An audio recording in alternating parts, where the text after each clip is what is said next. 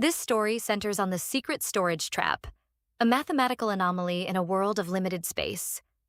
To reach the 8 to 10 minute narration mark, approximately 4,000 words, the pacing focuses on the husband's technical realization and the wife's increasing anxiety as she realizes her logic has been defeated by simple storage data. They say that love is blind, but in my house, math was the only true lens. My name is Claire, and my husband David is a systems architect for a massive cloud storage company. He literally builds digital worlds designed to keep data safe, organized, and perfectly retrievable. He views life through a matrix of inputs, outputs, and logical sequences. I should have known that in a world governed by math, you can't make 40 gigabytes of betrayal simply disappear. For 15 years, our marriage was a perfectly balanced equation. We had the house, the shared goals, the quiet domestic comfort. David was steady, reliable, and entirely predictable. He was also boring. Passion, I came to believe, was an anomaly, a random burst of chaos that wasn't efficient enough to fit into our systematic life. Then I met Elias at an architecture conference. Elias was all angles, shadows, and volatile energy. He was also a passionate photographer. Our affair started not with a kiss, but with a lens. He took a photo of me on a balcony at sunset that captured a vulnerability I'd spent years hiding. When he showed me the result, I saw a version of myself I didn't recognize. I wanted that woman. For 2 years, Elias and I curated a second life. But because we were both visual people, the evidence was overwhelming. Hundreds of photos, intimate portraits, videos from a cabin in the mountains. Every moment was a pixel of our treason. I knew I couldn't keep these files on my main photo stream. My husband literally maintains the servers that hold our family memories slideshow. I thought I was a genius. I found a hidden vault app. It looked exactly like a calculator. It functioned like a calculator. You could add, subtract, divide. It was the perfect mathematical alibi. But if you punched in a specific 10-digit passcode, it opened a hidden door to a photo vault. I spent a whole evening moving thousands of files, Elias's masterwork of our affair, into the calculator vault. I felt safe. My secrets were buried under layers of algorithms that my husband himself had helped design. The flaw in my plan wasn't the code. It was the math of the physical universe. It was a Tuesday night. David was doing his quarterly digital hygiene audit, cleaning the family network, backing up devices, and checking the health of our drives. This was his version of relaxation. He was running a storage analysis on my phone.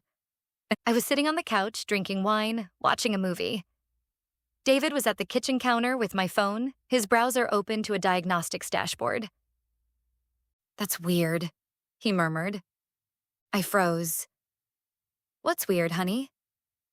"Your device storage is at 98% capacity. You only have 5 gigabytes left. That's why your phone has been so sluggish." I tried to keep my voice steady. "Oh, I must have downloaded too many episodes of that podcast." David clicked a few buttons, generating a bar graph that categorized my data usage. Green for system, blue for apps, yellow for photos. "It's not apps, Claire. Your photo stream is only 8 gigabytes. He was looking at the graph, his brow furrowed. "But the category labeled Other Apps is using 48 gigabytes of storage." The cold wine in my glass suddenly felt like a block of ice. 48 gigabytes? What could be using that much? David scrolled down the list of applications, sorting them by storage size. At the very top, above the operating system itself, was a small gray calculator icon. "Calculator Vault," David read. "Size on disk, 46 gigabytes. He turned to me, his expression one of pure logistical confusion. "Claire, why is your calculator app storing 46 gigabytes of data? That app shouldn't be bigger than 10 megabytes. My mind raced. Gaslighting was my only defense against this numerical truth. "Oh, it must be a bug.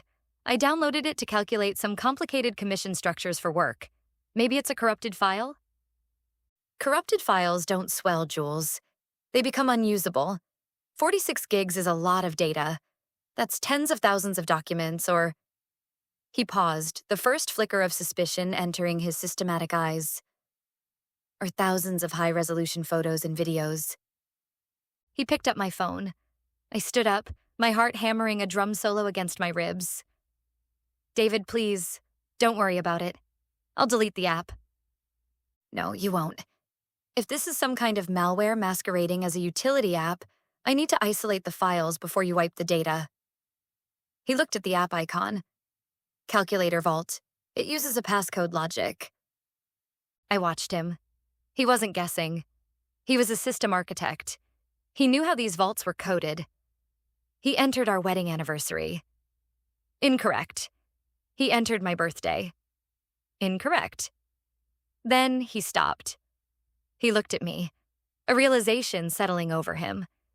He picked up my tablet from the coffee table and opened a shared note where I'd once listed potential security codes for a work project. A list that included Elias's cell phone number. David had never noticed it before.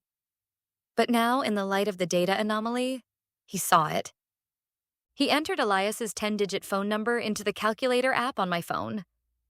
The gray screen vanished. The hidden door opened. And then the vault poured out onto the screen.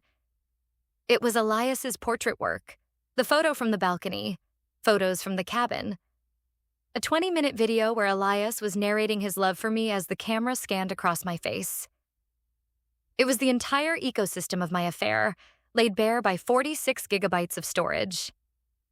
David didn't shout. He didn't throw the phone. He just sat at the kitchen counter, scrolling through the photos, the glow of the screen reflecting in his glasses. It was like he was auditing a faulty system. He was viewing the data, the inputs, and the outputs, and realizing the whole architecture of our marriage was built on a lie. You hid 46 gigabytes of another man in my house, David said. His voice was quiet, analytical, and entirely broken. I tried to speak. I tried to offer some chaotic emotional explanation. But I was speaking to a systems architect. Emotional arguments don't fit in a database. It wasn't a bug, David, I whispered. No, he said, turning the phone toward me, the screen displaying a photo of me laughing on the cabin porch. It was the system operating exactly as it was designed to.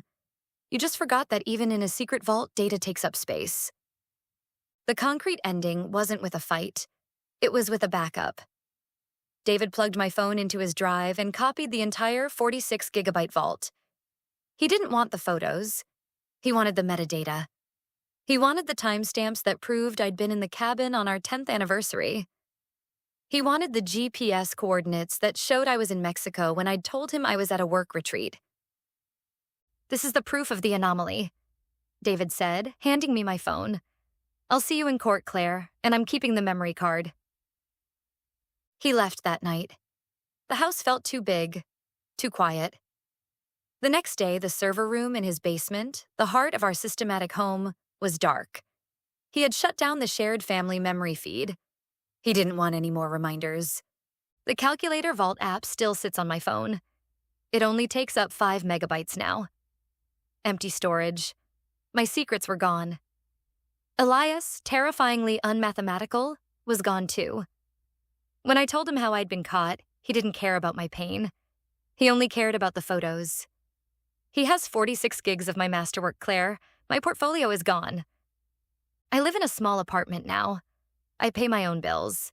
My digital storage is nearly full, mostly with PDF copies of my divorce settlement and a life that David, with his clean code and perfect logic, deleted without a second thought.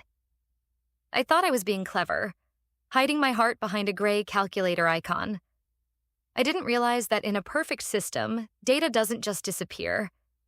It simply waits to be discovered, and when it is, it always takes up all the space you have left.